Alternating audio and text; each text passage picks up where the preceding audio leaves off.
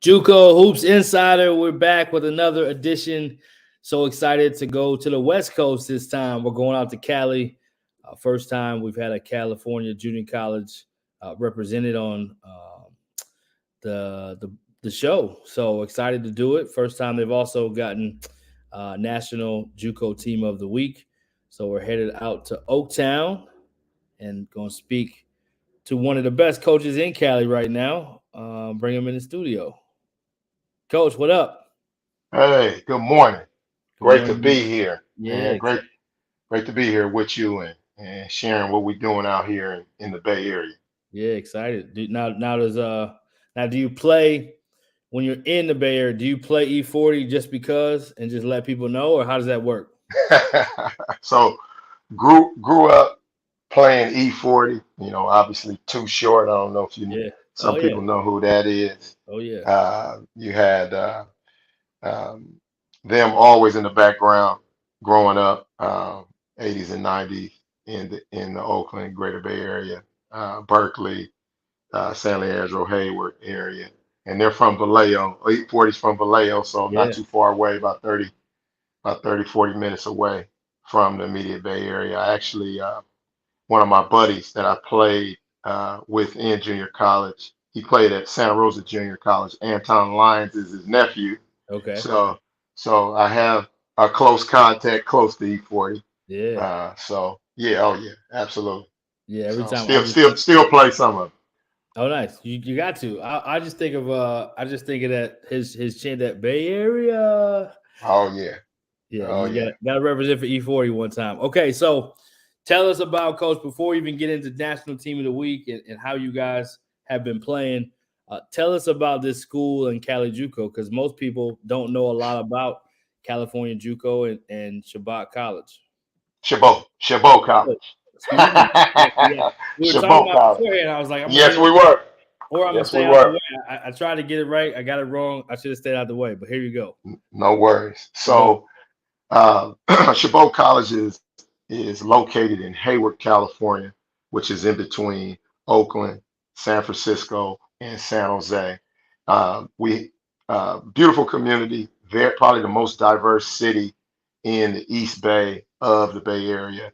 We also have a couple different universities. We have Cal State East Bay, which is nestled up in the Hayward Hills above us, and then we also have a chiropractic university right down the street from us. So it's definitely a college friendly place, super diverse. The resources for us at this college is pretty solid. They're very student friendly. They're pushing students of colors to be successful and pumping resources behind it. Um, Student athletes here are um, they have a lot of different people involved in their success along with the athletic department. So it's a community who loves the college. There's a lot of first generation students, and there's a pride about coming to Chabot College. Nice. So California JUCO, you guys had a great week. Tell us about the season. Tell us about a little bit how it's going for you guys out that way. Tale of two halves for us. Preseason, since I've been here, has been where we're trying to challenge ourselves, playing the best teams we can in the Right. state. Right. And so, obviously, our goal is to win in the preseason and obviously to transition that and win in league. Right. We had some challenges. We had some challenges in preseason. But like I've told other people within the state, the preseason ranking respected the level of talent and cohesion they thought we would have. So we were up there pretty high, lost some of that in preseason due to trying to figure it out and playing good teams. And then we're able to, I call addition by subtraction, get it together when league began. We play in the Coast Conference North, and the Mm. Coast Conference North is arguably the best competitive basketball conference in the state of California. So the champion of the state is our rival, San Francisco City College. But Mm. there's an array of other schools that um, are out working hard recruiting, and our good coaches that we have to compete against every single night, every single year. So yeah, that's the card that we've been drawing in, but I embrace it. And the guys that we try to go after to come to Chabot and take advantage of all the resources we have on campus, uh, know that they're coming into a powerhouse conference that can help them get exposure and play a high level of basketball to help them move on. Yeah, for sure. A lot of exposures happening with California JUCO right now with Last Chance U, so that's definitely helping people just pay more attention. So shout out to the whole crew over there, Coach John and everybody else. Do you Hmm. guys play them? How does Cali Junior College work? Because we know that you only compete against other Cali schools. You have your own kind of governing body with just Cali. How does the schedule look? How does the playoffs look? Tell us that picture real quick, kind of before we dive into your school specifically. Absolutely. So there's 102 colleges in the state of California that compete uh, in basketball. There are I want to say 52 in Southern California, or I'm sorry, 54 in Southern California and 46 in Northern California, or 50, however those numbers are. There's more in Southern California than in Northern California, but we have about 46 somewhere in there, 45. So what happens is that they split the state into two regions. So you have Northern California and Southern California, and then at the end of the season, uh, there's a Northern California bracket, Southern California bracket, and then we all meet in a neutral site for the state championships, which is called the state final eight championships. So that's how it works as far as playoffs. There's 24 teams selected from each region, and again, we compete to get to the state final eight championships and win a state championship. Um, there are some schools that, um, primarily in Southern California, though we are our own governing body in California, a couple schools in particular, San Bernardino, they go outside of in their preseason and play some national JUCOs from Arizona, some close to the border type national JUCOs to just prove that we can play with Right. a lot of those schools. Right. And they won a lot of games actually this year. I think they beat Central Arizona, and I want to say they beat Arizona Western. I don't want to have put that exact fact out there, but they Right. did beat two national junior colleges. But in a nutshell, that's how it works. Right. Tell us about your school in particular. What's the program like? What's the culture of the program like? What's kind of a typical day? Take us a little inside of what you would want people to know about your program. The first thing is pushing you uh, and creating a comprehensive program so that you can have success on all areas. When you arrive here at Chabot, you're going to feel the love. Our facilities allow you to get better. We have two gyms. We have a state-of-the-art weight room. We have a athletic counselor in our athletic offices to assist you in putting you in a program to get your AA degree and pick courses that are going to be conducive to you having academic success.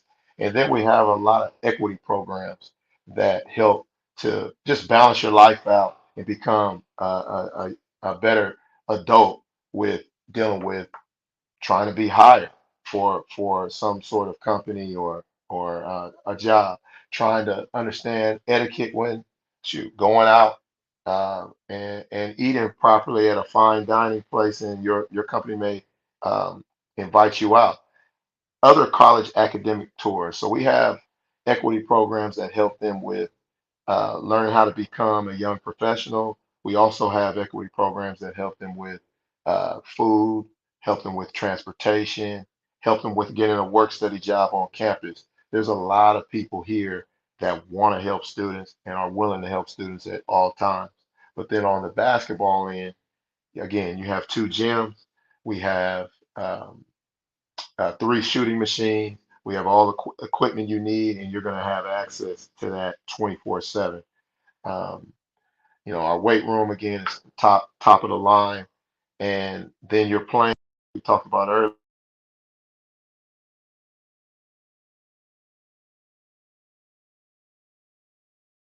where uh, I counted last year from Coast Conference North and Coast Conference South how many student athletes were able to move on to the next level. We had Mm, over 30, and I'll send you that at some point nice. so you can. So from 30 guys moved on from our conferences, Coast North and Coast South, Division One, Division Two, and NAI, Nice. full scholarship.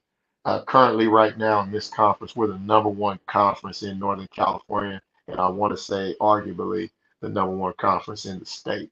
We Nice. have we have five of our eight teams are ranked in the state top 20. So Yeah. So high level of hoops in the state of California. Talk a little bit about your team. Tell us about your players. Who should people be recruiting? What's a little bit of the roster makeup so we can give those guys some shout out? absolutely. First thing I love my guys and God willing, we're able to continue this ride for the rest of the year all the way to the championships, but one game at a time. So Right.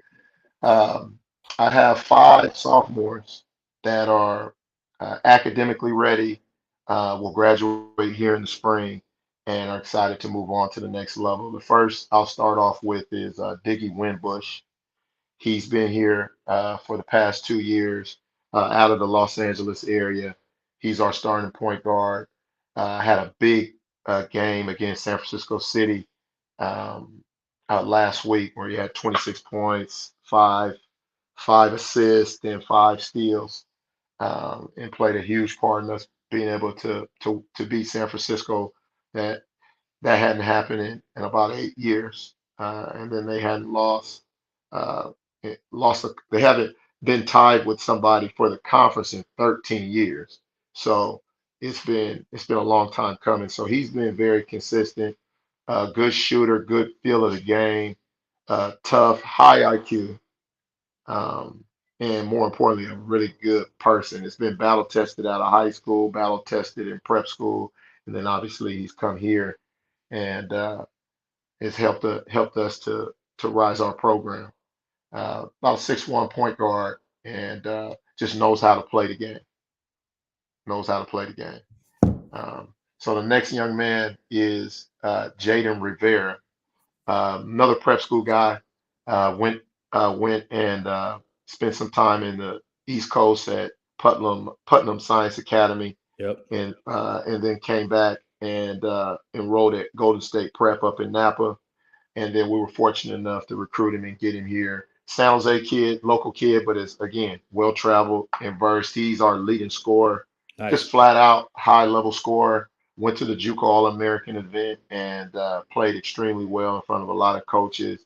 Lefty, about 6'3", 3.7 GPA. Shoots it around 40% from the three. Just dynamic in the open court. Can score at all three levels and plays with a high motor. Um, the next young man is David Hector. He's a local kid from Monroe Catholic, but went to San Francisco City College as a freshman. 6'4", about 210, physical, rugged. He's the best rebounder in the state for guards. There's nobody. He's getting almost a double double. He's had 15 double doubles. Um, Going through league. We're 10 games into league and 5 games prior in preseason. Another high academic guy, uh, versatile, can guard two, one, two, three, or four, um, and tremendous rebounder, tremendous at the rim, good passer, uh, can keep you honest with his shot, and just a winner. Has won everywhere he's been. The next kid is David Agunlie. He was my all conference forward center from last year. He's out of Houston, Texas. It's about 6'9", 230, tough, rugged, super coachable, super culture guy. Defends fours, defends fives, finishes above the rim. Has really become a difference at the defensive end with his shot blocking and his prowess, so just around the rim there. Um, has the eye test. Another great kid. He's going to graduate a little over a 3.0. good family, and open to anywhere that wants to recruit him. And then the last kid is already committed. Um, his name is Terrence Kraft, 6'10" kid from locally Hayward, 6'10", about 220. Had some challenges academically, but we're still fortunate enough to get him out. He's going to leave here mid-year March, and he's going to go to an NAIA school that I'll I'll post here soon once he's fully in and has got his plane ticket to head out. So those are sophomores. I also have a fantastic freshman that I know is going to get recruited. He has to be in the top five best freshmen in the state. His name is Zach Brodus, 6'4", combo guard, shooting at over 40, Mm, scoring at all three levels, had 25 points, 5 rebounds against City College. Um, Epitome of professional work ethic, mm. high quality kid. I'm hoping to keep him. I'm probably not, but dynamite kid in the classroom, in the community. All the kids are. I'm blessed. I'm really Yeah. blessed, but by the type of kids that we went after and been fortunate enough to bring into this program. And those six, as well as there's other guys, freshmen that are doing a good job and growing, Yep. are the catalyst for where we're at for sure. Yeah, great stuff, Coach. What's something you'd want people to know about your program, the school? What's something you'd want people to know that maybe they don't know? And I was going to say this too. I'll ask you this because it is Black History Month. You are Yeah. the first African American head coach at the school. What does that mean to you? And talk a little bit more about kind of some more stuff you want people to know about the program that maybe they don't know. Um, Thank you and foremost about that. Yeah, it's very important to me. The legacy that is going to be left here as me being the first African American coach here is very important.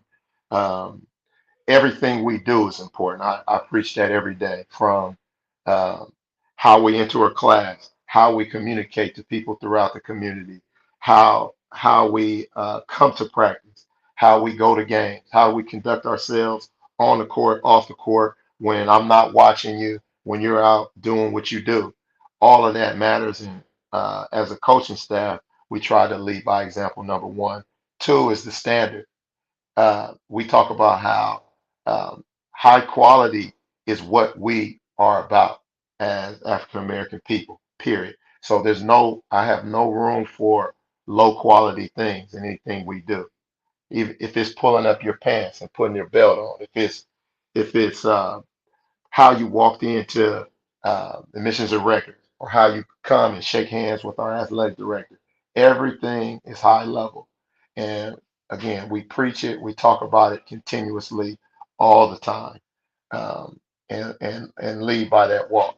So every day, we're on. I was just on a last week. I was just on a BEA um, documentary that was shown on Friday about the tax that African American educators have to pay working in education. I don't think I understand what it was about, but to me, it's it is what it is because people don't have to pay their taxes. you know. So for me, it's leaving a positive, uplifting, uh, mentally tough, spiritually strong legacy of how young Black people and people in general need to follow um, the model of someone that looks like them in a way that's going to have success in their lives. That's what's important. Yeah, well said, man. Well said. So Cali JUCO, what's your background, coach, to getting to where you are? Because sometimes people want to know, well, did you play there? Did you play somewhere? Did you just hmm step right in? Obviously, you're breaking some barriers and some records at the school itself, and that's a big deal. So, What did you do to qualify yourself, or what is your story to get into where you are? So, fortunate enough, each job that I've held as a head coach, I played it. So I played at Chabot, was on a playoff team for my late coach Tony Costello. And then prior to coming to Chabot, I played at Merritt College, where there I was there for 10 years, and five as an assistant, five as a head coach. And we went to the state in 2013. We went to the state in 2015. We went to the Sweet 16 in 2014. Of those 10 years, we had seven winning seasons and moved on 34 athletes to the next level. Um, Prior to that, I was a high school coach in Alameda, California, women's basketball, where fortunate enough to teach and coach and was able to turn that program around into a NorCal contender. And then prior to that, I was playing and attending San Francisco State uh, and got my BA degree at San Francisco State in psychology with an emphasis in sports psychology. Got my master's at St. Mary's College with a focus in kinesiology, but within sports management, and was able to transition to all those jobs from that. So that's my experience, playing experience. That's my coaching experience to get to this job. Uh, this job here at Chabot, prior to taking it over, they had won 7 games in 2 years, and we're on course to win close to 60 games in 4 years. This will be our fourth playoff berth, and God willing, this will be our first conference championship in the first 4 years. Man, so you checking off some boxes, coach. Checking them off. That's good. Taking some things off the list. What's the vision for what you hope to do going forward there at the program? And then we always like to ask a funny story, so we got to let you tie us into a little bit of the behind the scenes, the comedy that goes on. That's air appropriate, of course, because every program has some that isn't. So we won't ask you to go there. Absolutely. So the vision coming in was to compete for championships and to win championships, but more importantly, for student athlete success. Right. Uh, every single young man that's brought into this program, we have a vision, goal, mentally, spiritually, mentally, physically. And when you come to Chabot and play here and attend here, if you follow those things, you're gonna reap the benefits. Right. But at the end of the day, you working that hard to get there is just what you're supposed to do. There's no Right. big song and dance, no big party at the end, but you're going to be grateful for what you receive. If you don't follow it 100%, we're still going to try to get you out, but it won't be those dreams and goals that you thought you were going to come in with.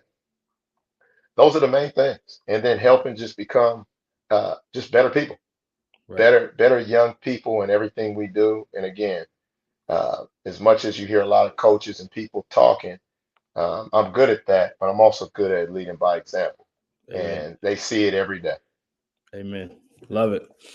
All right. So what we got for the comedies? What we got, coach? What you got for us? You got something on you? You got something on your players? What we clowning today? Oh man, I don't know.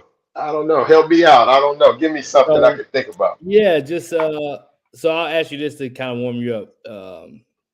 Family, if you want to talk anything about your family and how they play a role into where you are. And then, the funny story can include something that early in your coaching career, you may have left some pants, you had to coach a game and some shoes. You know what I mean? You could have left your shoes, so you had to borrow one of your players' shoes, and then he couldn't play Yeah, that day. You know what I mean? Whatever you got for us. It may be even just a good story. Sometimes it's not a funny one, but a good one. So whatever fits.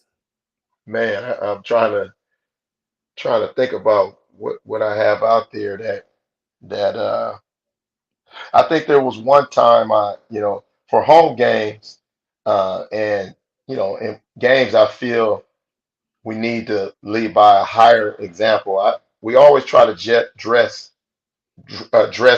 for success every Right. day. Right. No doubt about that piece. Right. But there was a game that I was on the road and dressing for success. I had brought the suit, I had brought the tie, brought the shirt, but I had no belt. And I Why had just not? bought this suit Yeah. Looking and I clean. didn't hey, but no, I didn't get it tailored yet. I had just bought it Wow. and so I needed that belt. So I think what I did is rolled up the pants and I made sure to button all the buttons on Hey, buddy. the jacket Yeah. and you know kept trying to keep my hands on the side and worked all the way through it. And then when the game was over, we went back in. My kids was laughing at me because I had forgot that Yeah. I did not have a belt on, and I just you know I opened it up because I had been sweating, and and they cracking up. Dang, coach, I thought you could afford a belt. Man, what Yeah. happened? I love it. I love it. So Good stuff, yeah, Coach. Well, we yes, appreciate the sir. time, man. We'll let you have the floor to just say any last words of anything you want to share about the program or about JUCO in general, or anything else you want to share before we go that maybe we didn't cover. Um, you know, California Junior College is a unique situation, but if you're a young person looking for an opportunity to really kind of reinvent yourself and you want to be pushed and you have a chip on your shoulder and you have kind of an underdog mentality, we're the place for you.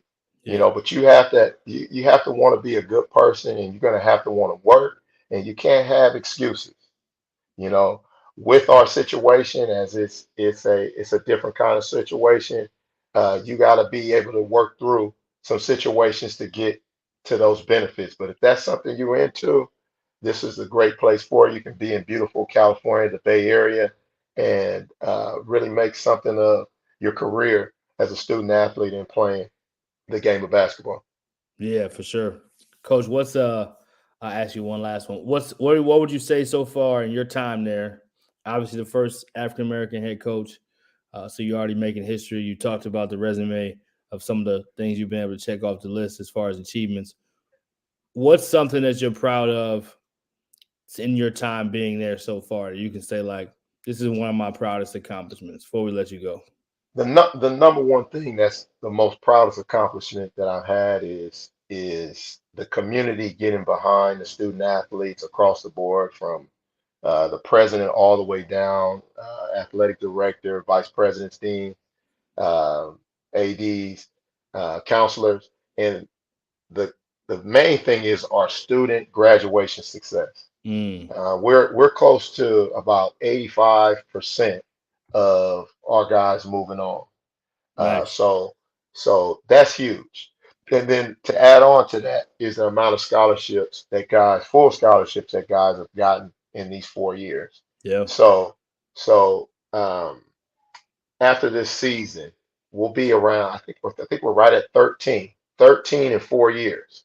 So that's almost a starting five of guys getting scholarships every year with them handling business in the classroom and obviously playing well enough to intrigue coaches to give them a scholarship. So those are the biggest accomplishments I have, you know, and those are the things that really matter the most anyway. The wins and losses obviously are important, but these young people being able to pursue their futures not in debt and playing the game that they enjoy spiritually is satisfying to me. No doubt. All right, I gotta ask one NBA question, and then we officially will let you go. Okay. The Bay Area, they are the defending champs, but they're Yes, kind they of are. a little struggling out the gate this year. A little different. It's hard to repeat. Most people didn't think they were going to do it last year, so no knock if they don't pull it off. Steph's hurt. Who are Yep. you picking? Are you riding with the Bay Area again? And if it's not the Bay Area, who wins the championship? Oh, it's wide open this year. It is. I'm never going to give up on our squad. We got what? Today's Tuesday. We got 2 days left to make a deal. Yeah. Um, I'm always happy with this group right now to see that they're a couple games over 500 because I know with the experience that we have in a possible trade that once they come back from the All-Star break, it can be a totally different team. Hence, Right. what we've just gone through as our program. But this year, who looks like uh, they got their target on it is Denver. I think I think Murray has been the X factor for many years, and Yeah, he has been he hasn't been healthy, and now they're starting to get it all together. It's tough. It's yeah. gonna be tough. I can see them. Um, Who you picking in the East? I like that pick. I'm living in Colorado right now, I so know you are, the man. You Colorado know, and crew they is definitely going to turn up and for they that one. do, and they're due. New Orleans, They're New due Orleans for is very sure. good. In the East Coast, you know, now that Kyrie is gone from Brooklyn, Boston is still there, but I don't know. I'm not feeling them like that. Milwaukee is solid. I mean, it's still kind of wide open in the East Coast as well. Yeah, And I I can't think I really think put my similar. hand I on think anybody. I think similar to that injury, the team to watch out for is Milwaukee if they are Yeah, fully healthy with their exactly. kind of big three. So I'm gonna go ahead and throw that out there since you said Milwaukee.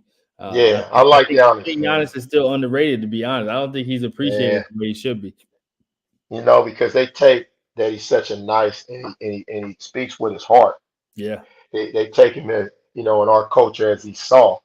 But the dude is hard nosed and no question. he's infectious with his teammates. Yeah, That's the thing. He's a culture builder, not a culture killer. So if they get that groove, man, you got a problem. yeah, yeah. It's gonna be fun Yeah. to watch. Well, Coach, we appreciate the time. Thanks so much, and best of success the rest of the way. And now we know a lot more about Cali JUCO, and look forward to following your squad. Hey, blessings. Have a great rest of the week and really appreciative of being here today. Yeah, absolutely, man. Glad to have you.